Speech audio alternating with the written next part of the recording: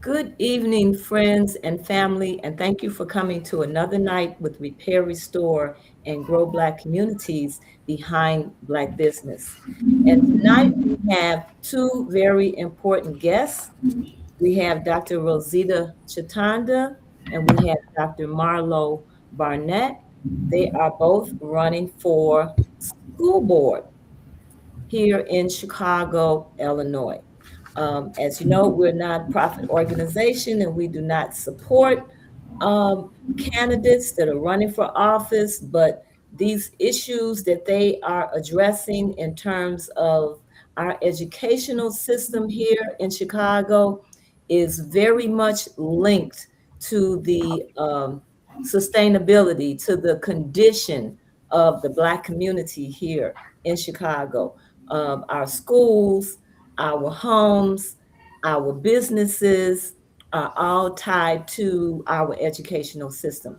And so, what they have to say, what has happened with them, and what they are planning to do about it is very important. So, I want to thank you for coming on tonight, both of you. Thank you. Mhm. Absolutely. As you know, we're a nonprofit organization and we work to enhance the awareness and support of Black businesses because we feel that Black businesses can help to circulate those dollars in our community and help sustain our community. And we have too many businesses in our community that are extracting dollars and not giving back. And that's why we are working very hard to um, and try to encourage the people in our community to support our businesses. And we also want our businesses to support other Black businesses in the community. So that is one of the main missions of Repair, Restore, and Grow Black Communities. We are great supporters of our bookstores. We do have a resurgence of bookstores, Black-owned bookstores here in Chicago. We ask that you go to our website at All right, rrgbc.org. close your door. We ask that you go to rrgbc.org where those books are listed, those bookstores are listed, and we ask that you go to their websites and actually visit their establishments, those who have brick and mortars, and purchase books from our Black-owned bookstores. And we go a step further, we feature a Black bookstore on our website every month. And the bookstore of the month is still the Underground Bookstore. Their website is undergroundbookstore.com. They're located at 1727 East 87th Street. And Brother Yoel here at the Underground, he is our oldest Black-owned bookstore here in Chicago. So he has wonderful reads. He has some reads that you're not going to see in many of the other books, whether you go into the bookstores or you go online. There is also a book giveaway, and we have chosen the book to give away for this month is Chain of Ideas, The Origins of Our Authoritarian Age. And this book argues authoritarianism and it grows from a chain of ideas that build over time, ideas that justify inequality, and then they take on a political shape. That sounds pretty familiar to a lot of what we're going through today. And so, if you want to win a copy of this book, all you have to do is go to rrgbc.org and subscribe, and you may be chosen as the winner of this book. We pay for the book, we pay for the shipping, although we would prefer that you go into the bookstore and get the book. But if that is not possible, we will pay for the shipping. And if you go to our website, you'll see we give away some very interesting books. And then we ask you to go to Save Black Bookstores at Chicago. I'm sorry, that's Save Black Bookstores, Chicago at change.org and sign our petition so that we can work to try to get dollars for our bookstores. And finally, we want you to support the Southside Community Federal Credit Union. This is a Black-owned institution located at 5401 South Wentworth. They're offering loans, personal loans, business loans, loans in lieu of those high interest payday loans. You can open up a savings account and a checking account. They even have a children's account that you can open up. Um, Greg Brown, who is the proprietor there, also offers financial literacy classes.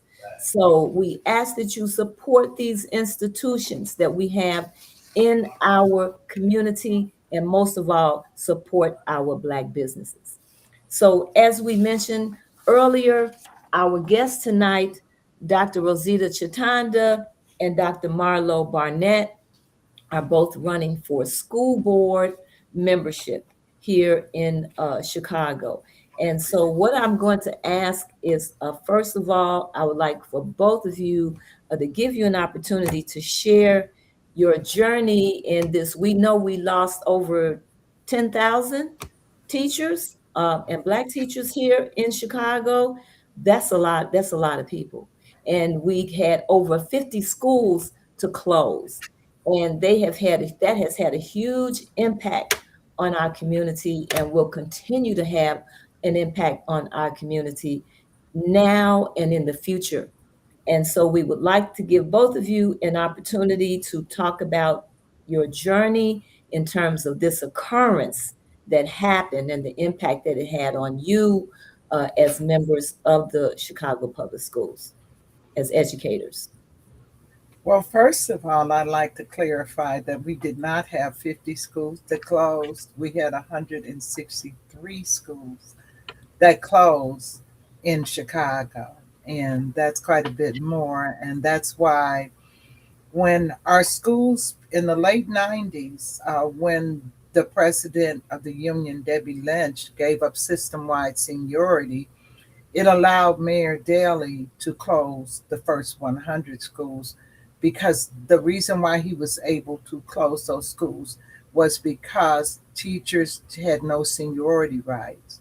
They did system wide seniority. And let me give you an example. If I'm at a school and I've got seniority, it's system wide. So if you fire me, I can go way up north and bump a young white teacher out. That is not what the mayor wanted. He wanted the veteran Black teachers gone. So when he convinced our union president then, Debbie Lynch, to give up what we call system wide seniority, that allowed him to close the first 100 schools. When Rom came along, and first 100 schools were closed for low, quote, low test scores, which we don't believe that was accurate.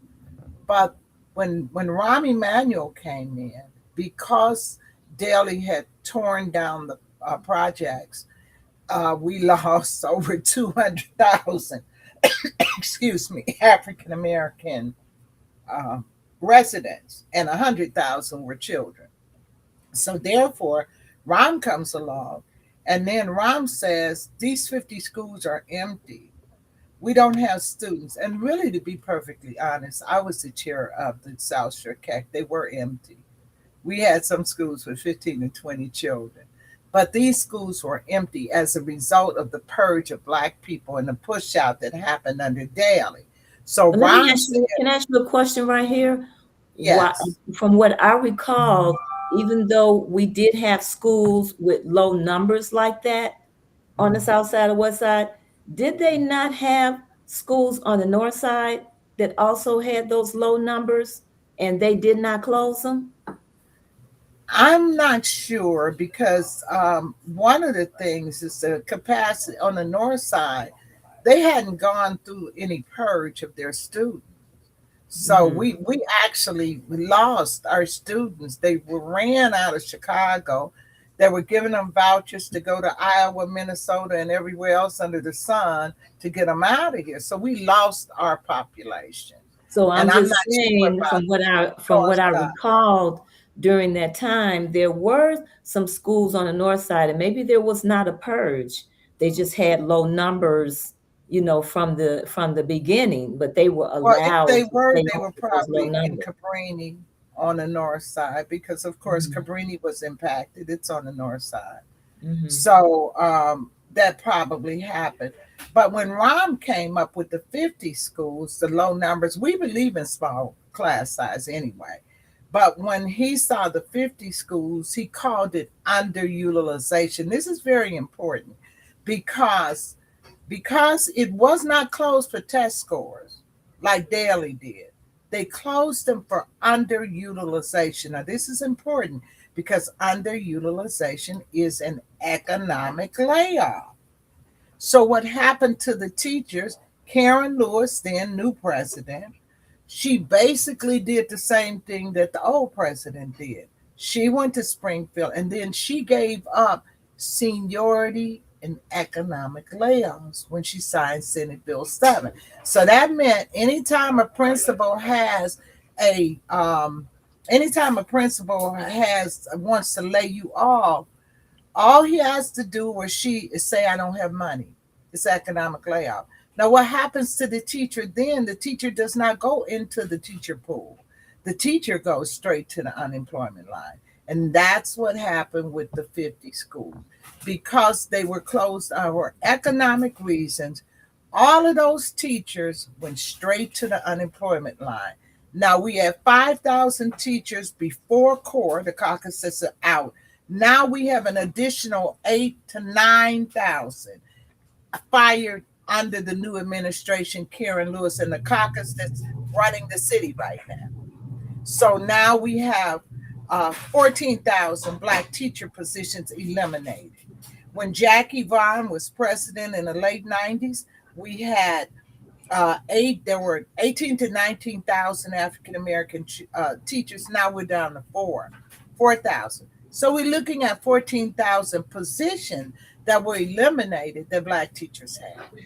So that's what happened with the 50 schools turned into 163. And let me say this, the reason why nobody knows about the 100 schools, because the union people wanted to be mayor.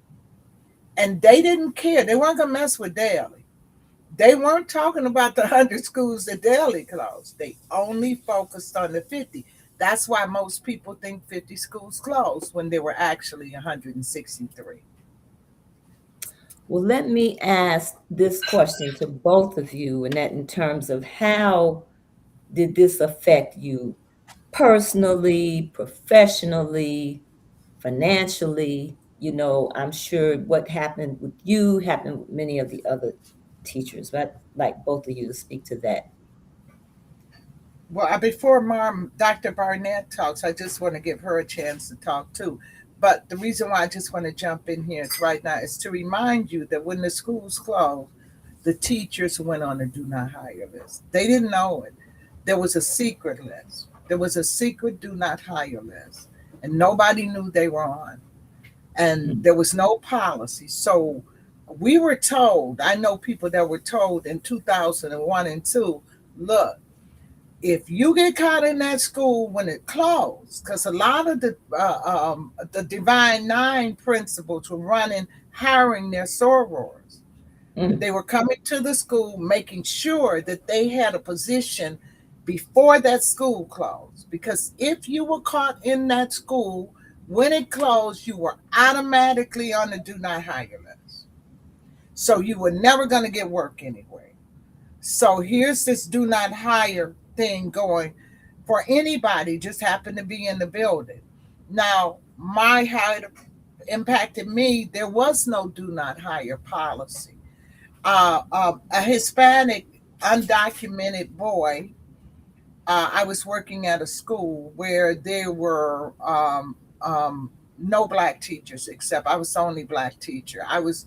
And you see this whole thing with the culture of the Mexicans, what they're doing, how they're attacking Black people. Well, they were attacking us back then too. And even worse, because, there was no social media to amplify. So I was being called the NB all day long, nigger, this, that, whatever. And I This had was by students. by students, and I was only there 7 weeks. So I had no idea because our leaders had told us there was a Black and Brown coalition. I believed them. So I go to this Hispanic, mind you, that I have taught Mexicans, whites, all kind of children before. And in my own community, I've taught the undocumented, but they were at a mixed school. I'm at an all Mexican school in Pilsen, and I'm there 7 weeks. And this is the first time I ever realized the hatred that these people have for black people. I was in a state of shock. I was in, they were teaching their children how to say it, write it, speaking in English and Spanish. And I was just, it was just unbelievable. So one day, one little boy, one who is seventh, eighth grade age, said that I pinched him. He wrote NBO. I took pictures of it all over my walls. And when I buzzed for security, he ran past me and he pinched himself. And when I got to, this is like I'm getting my students ready. I get to the office and the uh, the Mexican Hispanic principal has called the police on me. So I get down there and I'm like, what is going on? So a sergeant, an Irish police sergeant, came in and he said, look, this boy pinched himself. And he said, and I, he said, he called me aside and he said, Mrs. Chatonda, he said, they're after you. And I said, I know. And he said, get out of here. And I said, don't worry. I have another, I'm going to transfer in a couple of weeks. When I transferred for the new school, they charged me with corporal punishment and say I pinched this boy. And the boy pinched himself. The police came in and told him and everything. But see, the problem we're not realizing is that the law department, they're a bunch of hating black folks. They're going to side with the undocumented people against you. If those Mexicans say you did something, the law department is not going to be with you.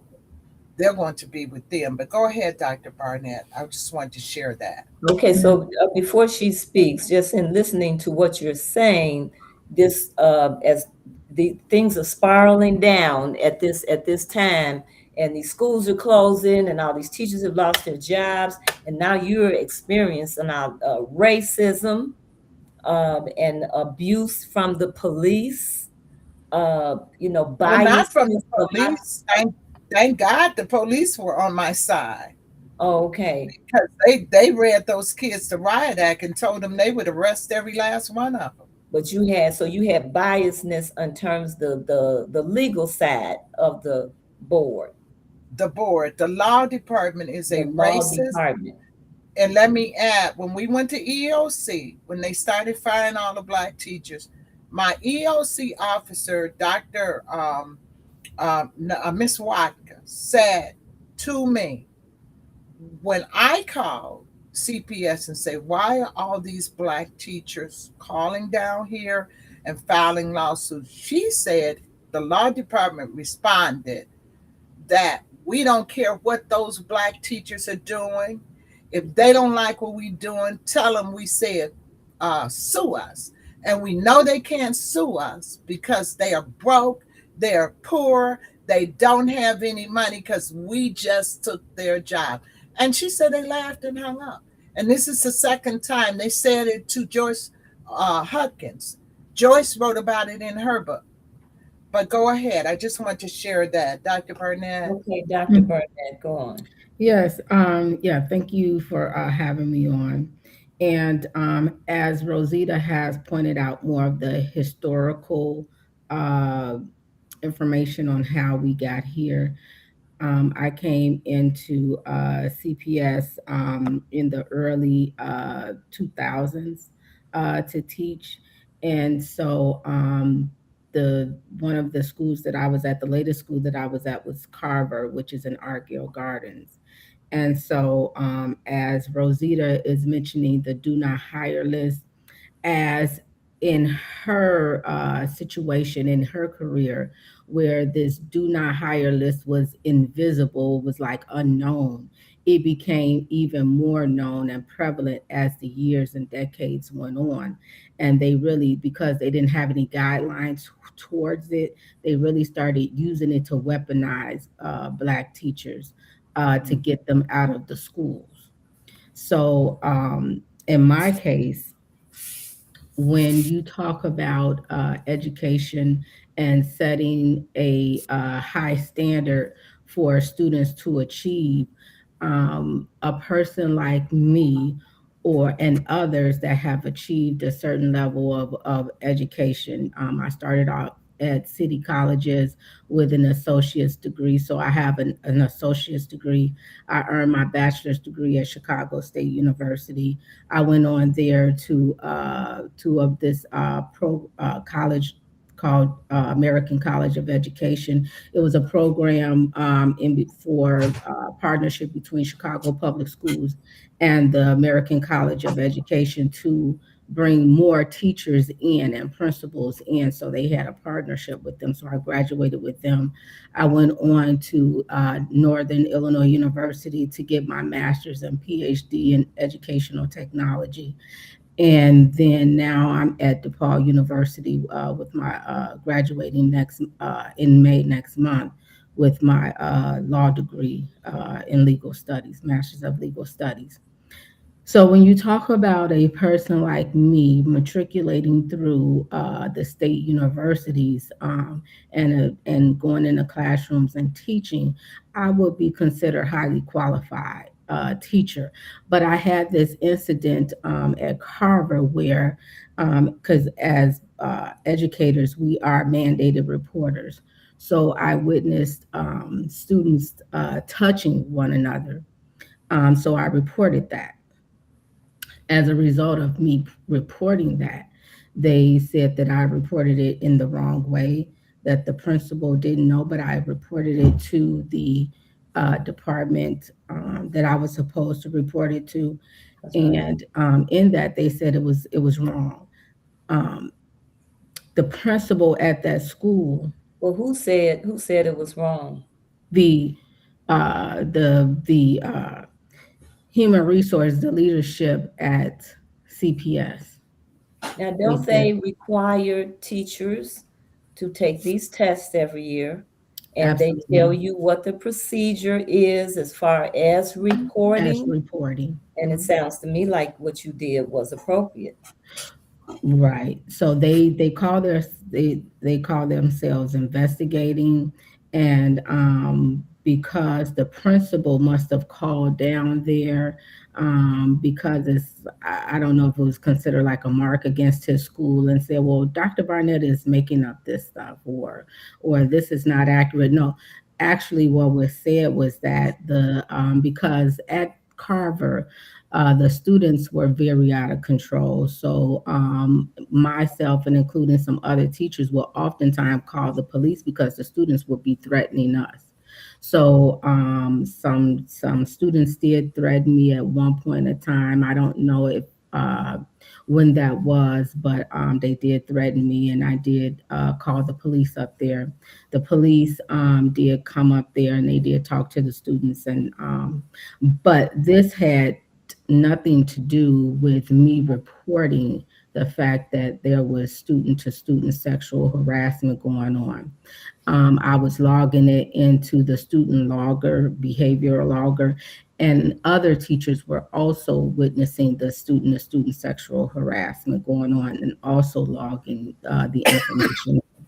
So, but this particular principal, he also had behavioral issues within personal behavioral issues within himself that he was trying to deal with.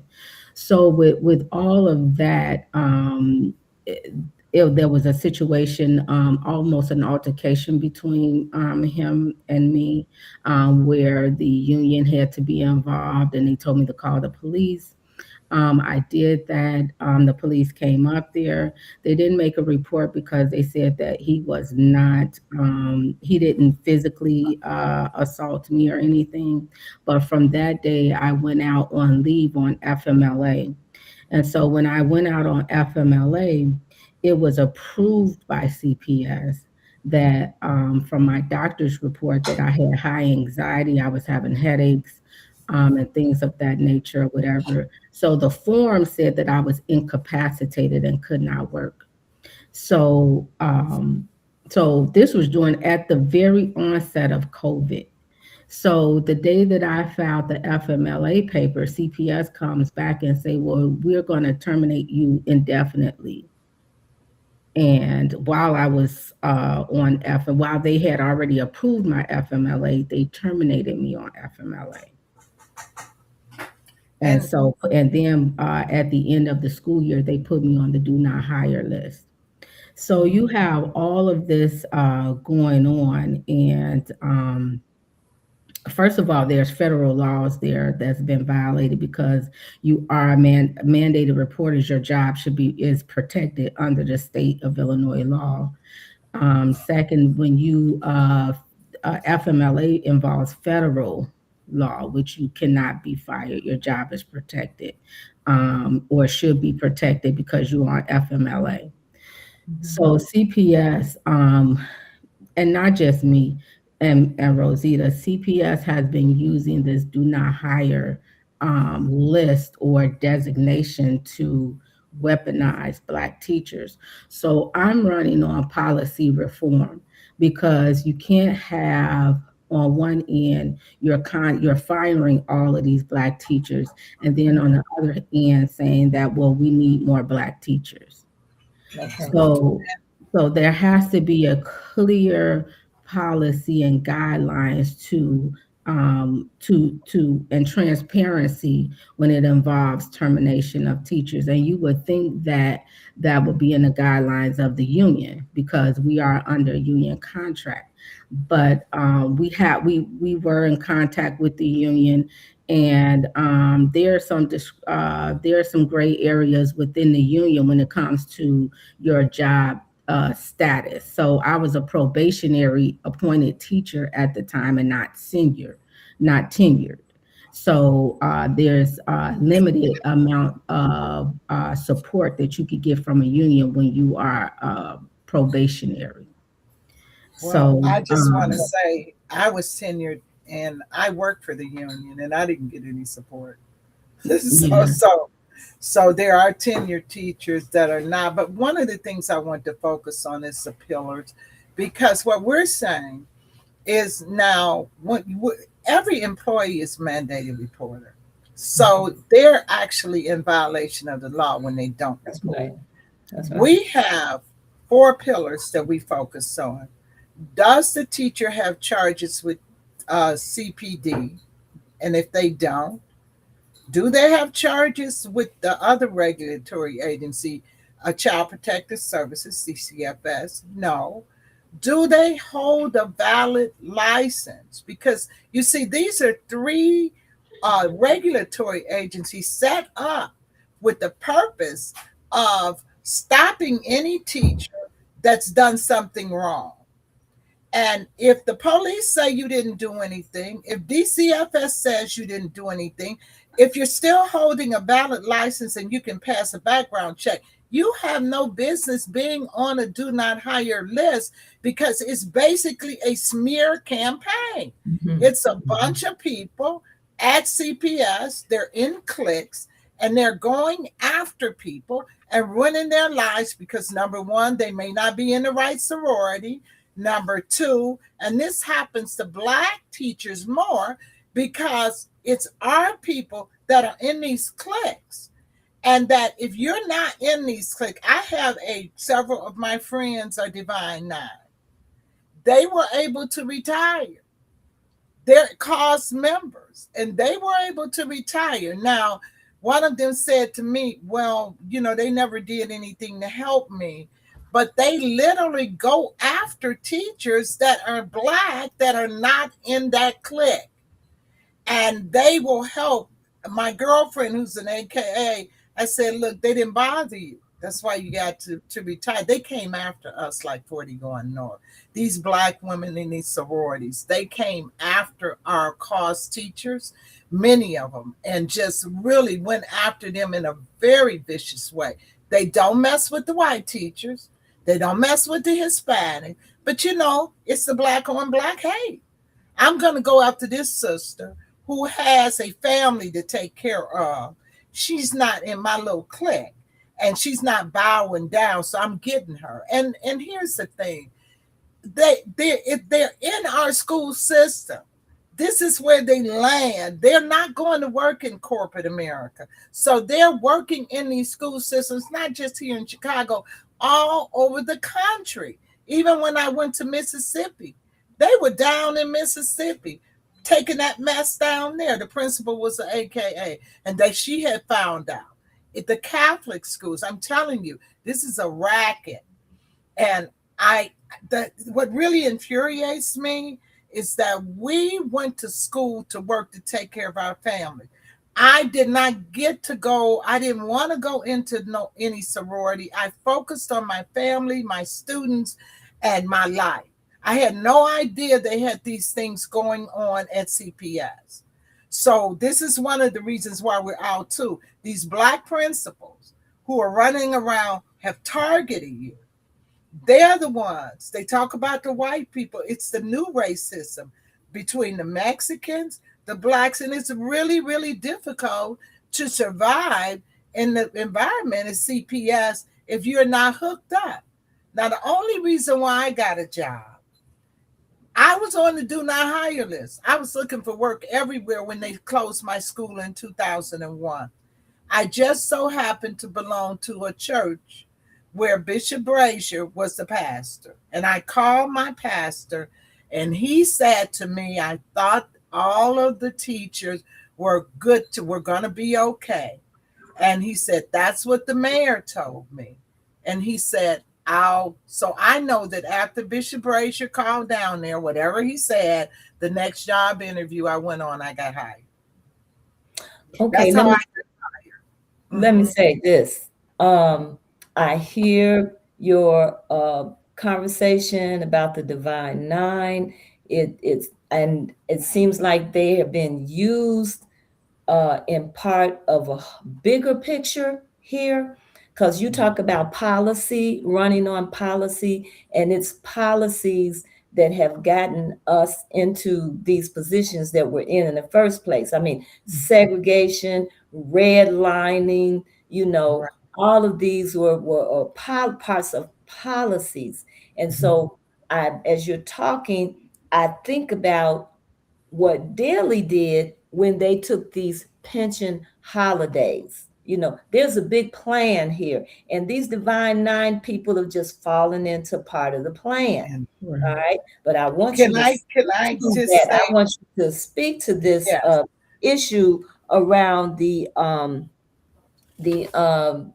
what I was talking about as far as those about the pension pension holiday? holidays. Look, Mhm. the Daly took a pension holiday for 20 years. That's why we had to be fired. They sent a memo out. Some of my principal friends received a memo that said fire anybody with 17 years or more.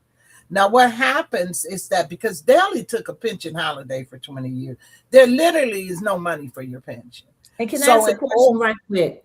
mhm. Is pension holiday a legal term, or is that just something that they I'm came up not with? sure if They I they think it didn't pay is into legal. because the board is supposed to pay so much money into the pensions, and the union pays so much money into the pensions, and the union says they did their part, but then Yeah. the board did not, and they called them Daly pension said holidays.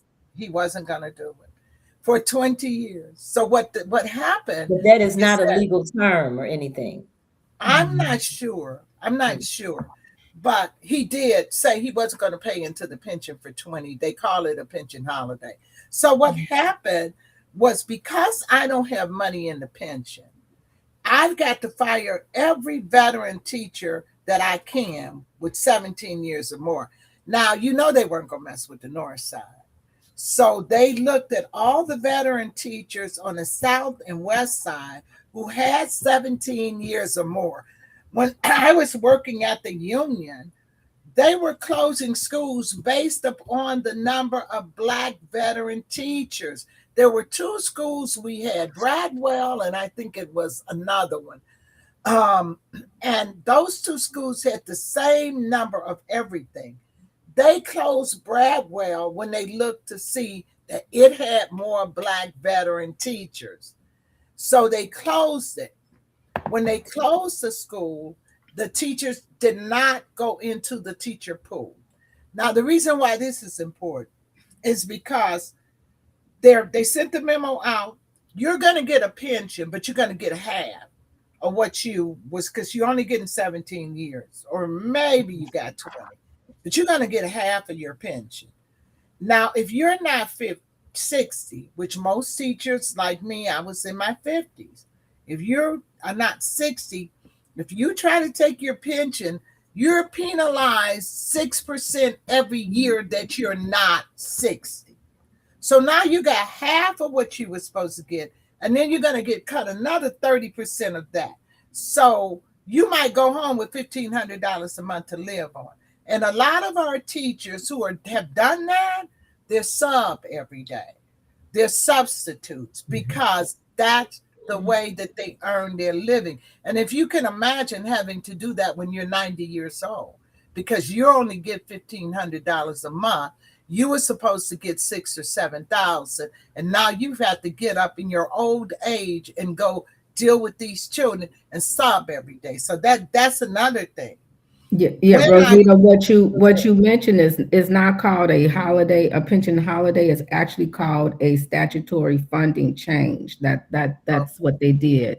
A Okay. okay, statutory funding And change. what was that? What was that based on? You know? Required contribution formula. So, like she's stating that they changed the contribution formulas for the pensions, and the payment schedules. So that resulted in this statutory funding change, which they now call the pension holiday. Well, that was a policy change. mhm, Right, Yep, that they right, put in place, and it right. was it was so, as she said, we're not going to we don't have the money. We can't pay the teachers because we don't have the money. I'm gonna say, you created this policy Mhm. so you wouldn't have to pay the teachers. You Right, know what I'm right. saying? Right. This And these as a this result, you have all of these things that were involved in trying to compensate for that.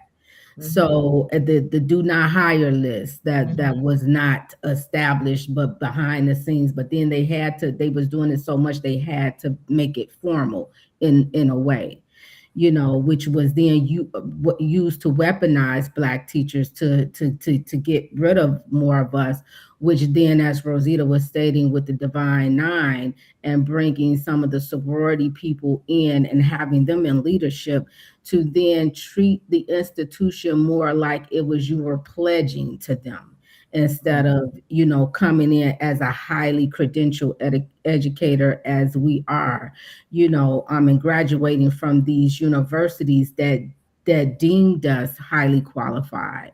Now we're subjective to these principles and their leadership that might be from the Divine Nine, that are now very, when they evaluate us, very subjective, so that we can end up on this do not hire list.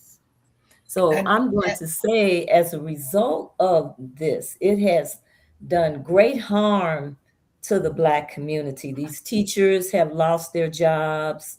Many of these teachers have been holding the community up, holding their mhm, families up.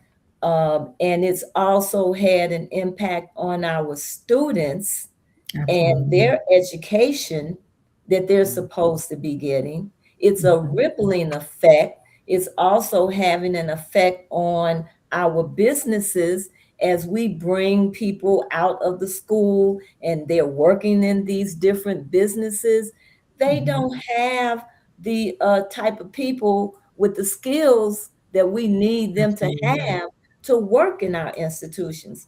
And as more people making less money, you don't have money to spend in our businesses. And then Right. when we don't have businesses, we don't have the walking traffic that's going by to go into these businesses. I look at 53rd Street in Hyde mhm, Park. It's so much walking traffic going on that street. And so those businesses are going to get people coming in and spending Mhm. money. Where you come down Stony Island and you go down 71st Street and 75th Street, 79th, 87th, it's a different picture. Mhm. And so this has Absolutely. had a rippling effect on our community. And it just looks like a big diabolical plan on the part Mhm. of Daly, and these people, and the effect that they've had on our community. Because okay, you created this policy to not spend this money. Mhm. So what did you do with the money that you no longer had to Gave it to spend? the parking Because Right. meters. we know Right. that the Chicago public schools always had plenty of money. Absolutely. They Yeah. were once called a cash cow. That's what people Cow. used to call them. They had plenty of money. That- So where did that money go? So I would like, we Well, have about another 15 minutes or so. I would like for you all to talk about what it is that you're going to do as board members to make a change, and what kind of policies actually need to be changed. Mhm. oh, can I start with the literacy piece? Here's my book, The Literacy Gap. There, cost teachers, which Dr. Barnett is our executive director. I'm the founding president, and what we have two goals.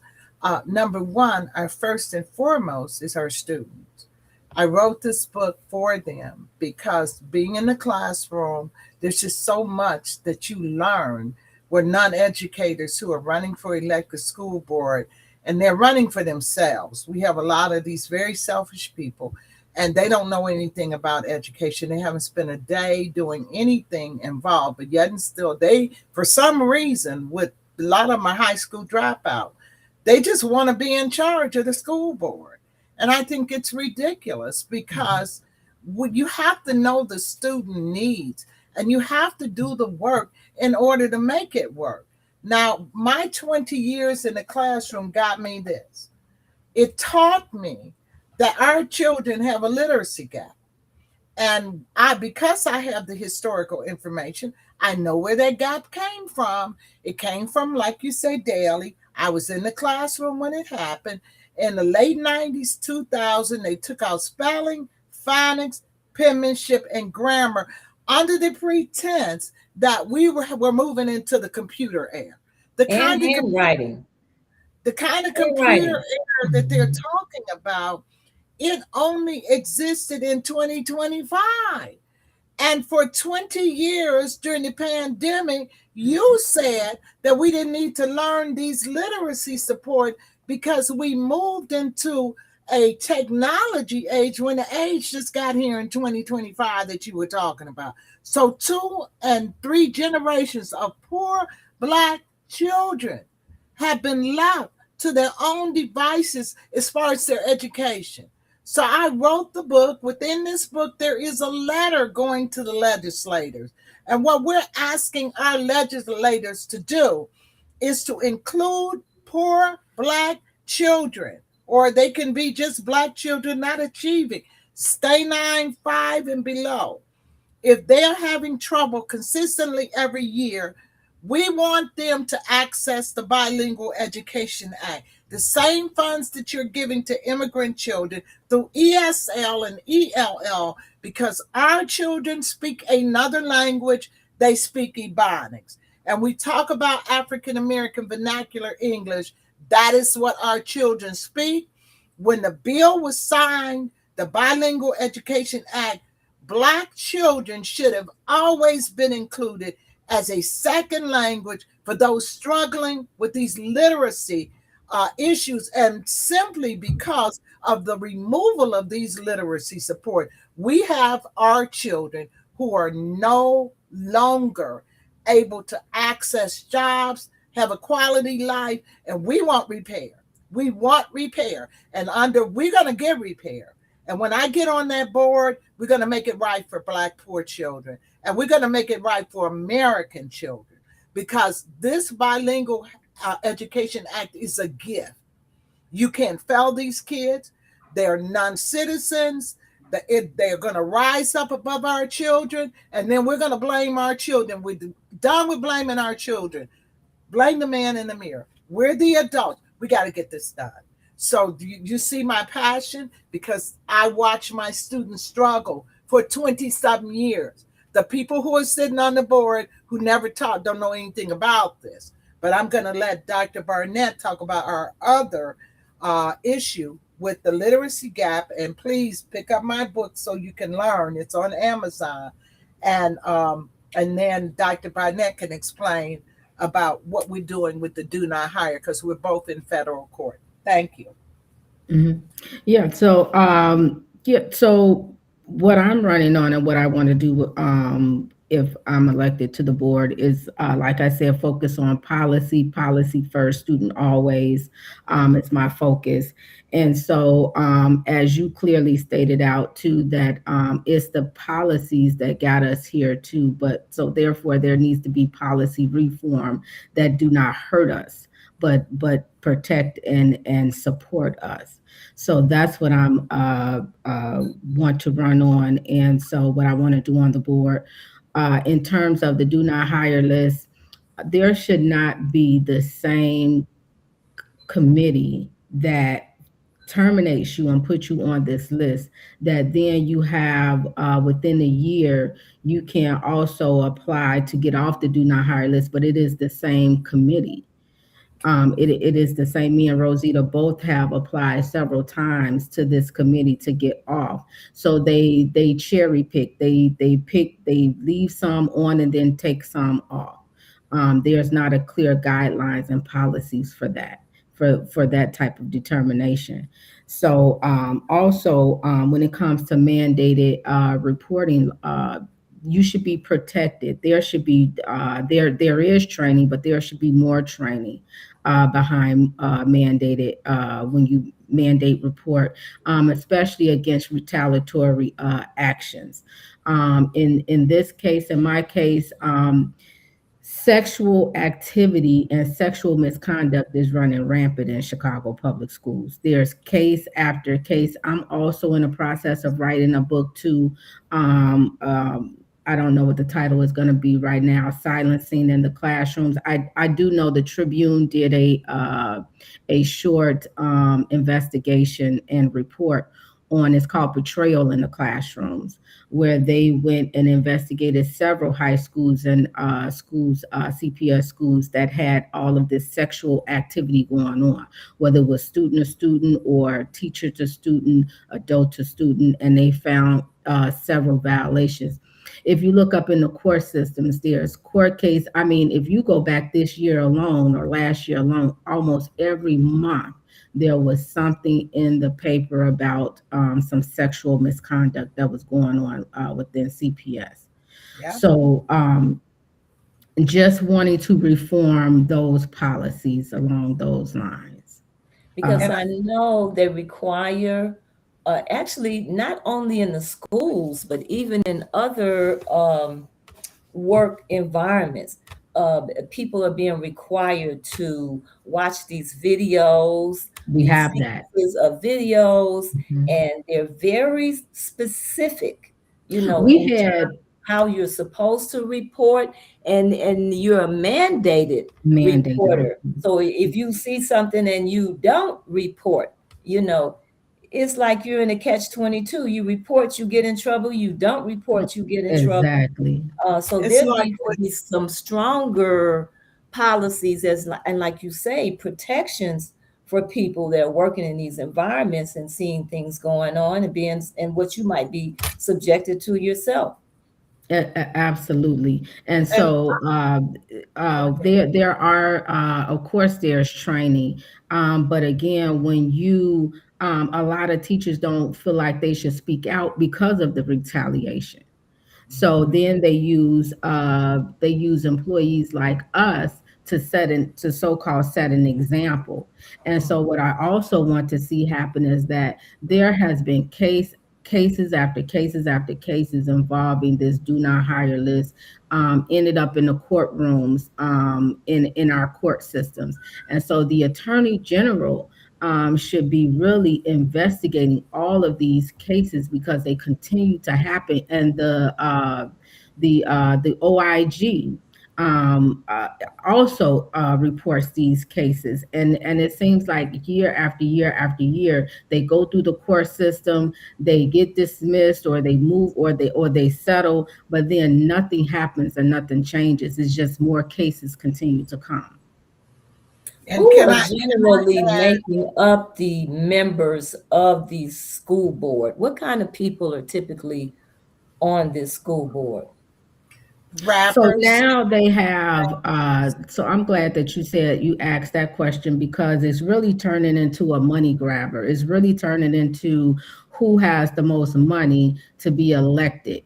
Oh no. And this is just, you don't find this in suburban school districts in the outskirts and around the state, because their school board are elected by the community, and those people sit on the boards generally, who want to really support and do something for the school system, not because they're backed by some big money pack company that wants to continue to control the system. Yeah, and I wanted to say, I was one of the people that worked very hard to create the elected school board way back. And it's so funny, they've done everything they can because I ran last time to kick me off. Now, these are the people that made it possible for us to have an elected school board. I was part of the team that got it started. But what happened was the union people, I've kind of fallen out with them because of the mass firing of black teachers that they don't want to admit that they were a part of. But so they challenged me horribly. Rhymefest, the rapper who won, he challenged me. The white boy that ran in District 10 didn't get challenged by anybody. It must be, I mean, so what that meant was he went on the ballot.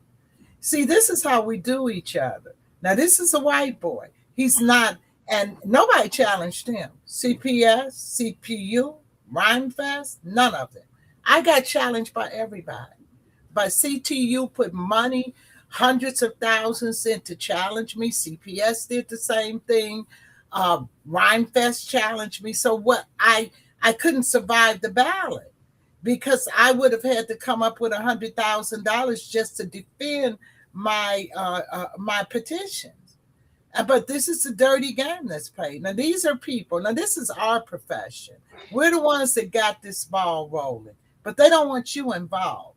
Not only that, it's within the Johnson administration, they're extremely biased against older veteran black people.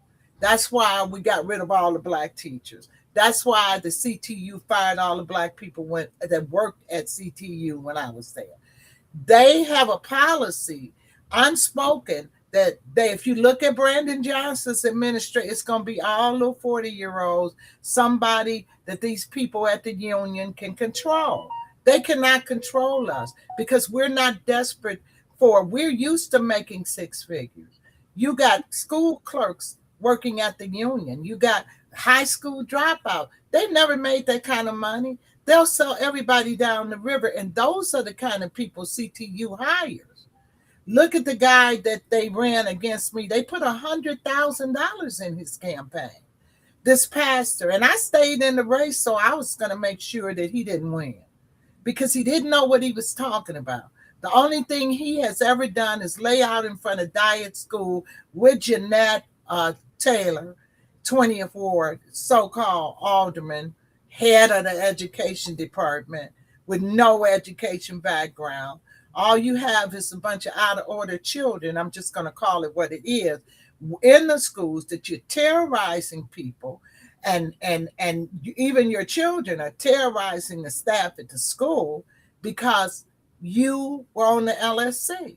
And G2 Brown, these people are handpicked by CTU. G2 Brown and Jeanette Taylor were on the payroll when I was there. They were getting paid by CTU. Now they're on the board, they had education, and this is the most ridiculous thing that we could have done is to put these people in charge of our schools. I What do you can go challenge ahead, Dr. the Marlowe? Go Yes, ahead. I don't know the person, some of the personalities on the board as Rosita do.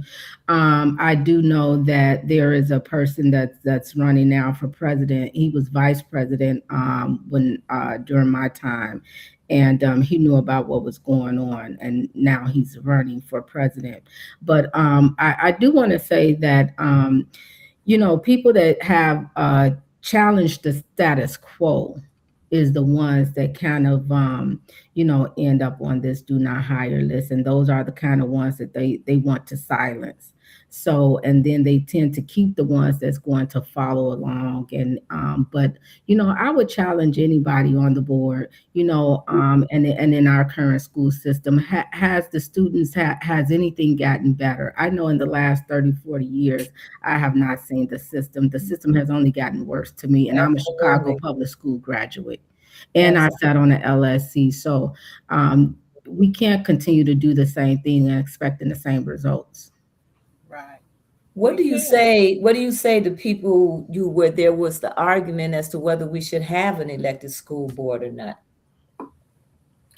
So I do think that there should be an elected school board, because I think that the community, it gives voice to the community.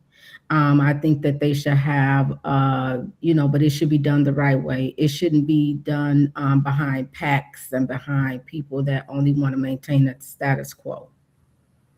And And our so biggest how do problem, we the only way we can avoid that is by who we elect to be on the board. Absolutely. and who a lot of people say to me, well, don't talk about certain people because they won't vote for you. They're not going to vote for me anyway. So I mean, I'm not concerned about that. I am not looking. I'm a parent.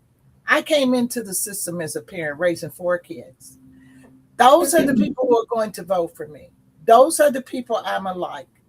I raise my children, they're trying to raise their children. We will be a parent voice, and we will fight for our children on the board just like we fought for our own children. We're educators and we are there. That's what we do for a living. We're not trying to be on the board so that we can stick our chest out and say, oh, look at me, I'm in charge of the school board, even though I have no high school diploma. I'm just in charge. We're not doing that. We did the work. We prepared. We're prepared to take on the challenge. We know the inside out. And I tell everybody, get this is I even wrote a book. This book is, you see how thick it is? This is a history. The last 30 years since Daley took over the Amendatory Act, what happened to us from the teacher perspective, from the Black community perspective at Rainbow's End, REN 2010. This is What's the our name of your? story Oh, okay, I see at it. Rainbow's End, REN 2010. It's my new book. It's on Amazon, and it's a documentary on Mhm. what has been done in our community to get us to the point where we are. We know where the bones are buried. We don't have to study this stuff. We already have the solutions. We've done the work, and we deserve to be there to advocate for our children. We deserve to be there to advocate for the Black community. We deserve to be there to make sure that justice and repair is done in this education system. Do we have an equal representation of different ethnic groups on the school board? Is I it would say so. you do? I would say so. Mhm. Yeah. Okay. Okay. Well, I'm gonna My let focus, you of have. I'm course, gonna let. Okay, we're at the top of the hour, so I'm gonna let each of you have your closing remarks. would you like to go first, Dr. Burnett? Yeah, so thank you for having me on. And I think it was a great conversation. And so, if I can leave the listeners with one thing, is that I am for policy first, student always. And so, when you elect me on the board, I will see to it that some of the policies that we have on the book, especially the do not hire and the mandated reporting, are reformed. Thank you. And that's one of our cause initiatives as well. But dear to my heart is to make sure that our children who are struggling, American children, have the same chance at a quality education as those who are recently coming here, those who have migrated here. The ESL program should be inclusive of all children. And when they had the Black student success, I argue with them that we should have focused on language. That is how the immigrants got the resources. They didn't talk about skin color, they talked about the language. And that is what we have to focus on, making sure that our children are literate. Because a literate person has a job, a literate person can find a way. And our children, 85% of them are failing. And we have to do something. We have to shake this up. And I promise you, I'm going to look out for our children just like I looked out for mine. And I know how to do it. So we're going to be on that board. Vote for me and Dr. Barnett, and we will be true to our mission. We will make sure our education community gets what it deserves. Thank you. Well, I'm going Thank to you. end this by saying that the education of our children is very closely tied to the survival of our communities. Yes. It's having an effect on our families. It's having an effect on our generational wealth. It's having an effect on our businesses, just the sustainability of our communities overall. And what has been done in this city is unconscionable in Mhm. terms of what you have talked about, what has happened in the schools, what has happened in our political system, what has happened with our mayors. Uh, this is definitely wrong, and this is something that we need to address. And so I want to thank you for coming on. I want to thank you for your efforts. And family, as we say to you every week, support Black businesses. It's very important to the sustainability of our communities. And please go to rrgbc.org, subscribe, and you can also donate to our organization to help us with the work that we're continuing to do. So thank And you for if coming. you could go to our website, teach the number four the future .org, teach for the number four the future.org, and just sign up for our programs. And also, we have a petition for our literacy piece to make sure that our elected officials know we're serious, and we need as many signatures on that to help our children. Thank you. Thank you. All right. Thank you for coming. Thank you.